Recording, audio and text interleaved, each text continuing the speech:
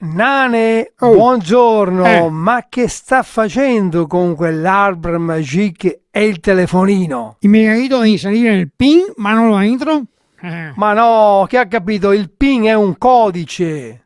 Tu che sappia, mi son veneto e il PIN è un pino Ma per guardi, me. lei deve parlare italiano, altrimenti come pensa che la capiscano nel resto d'Italia? Aspetta che adesso cosa vado a fare adesso? Dove devo andare? Adesso guardi il menù. Allora che non sono mica al ristorante, non sono mica ora di mangiare adesso. Ma scusi, ma lei lo sa usare il telefonino? Meglio di te che ti sia un impedio. Oh. Allora mi dica, che cos'è un copia e incolla? Beh, mino copio da quando che erano elementari, mai vede, copiato. È un'operazione.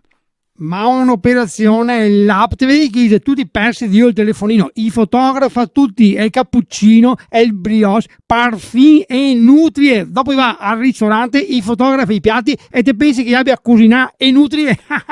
Ma ormai è così, si fotografa tutto. Sì, tutto. Una volta sulle case che c'erano le sue belle fotografie, adesso una fotografia neanche a pagarla non ti la trovi. Vabbè, i tempi cambiano. Una volta c'era il rullino da sviluppare e poi si pagava pure. Appunto, vorrei proprio vedere se te pagassi quante fotografie di pizze carbonare che te fessi se te paghi. Ma lei poi ha i social nel telefonino? Ha WhatsApp? Maria Vergine, non sta a dirmi, mi hai scritto sui gruppi ogni 20 secondi Facebook? Facebook, mio prova a scrivere, ma là i vol a foto del profilo, mio prova a fare foto del profilo, ma là i tutti di fronte. Lasciamo perdere, piuttosto mi faccia una sua considerazione personale e finale, soprattutto sul telefonino oggi. Ma vai, che ti insemenisce con sto telefonino, pensa che mia moglie ha trovato 3 amiche su Facebook che non aveva più da 20 anni.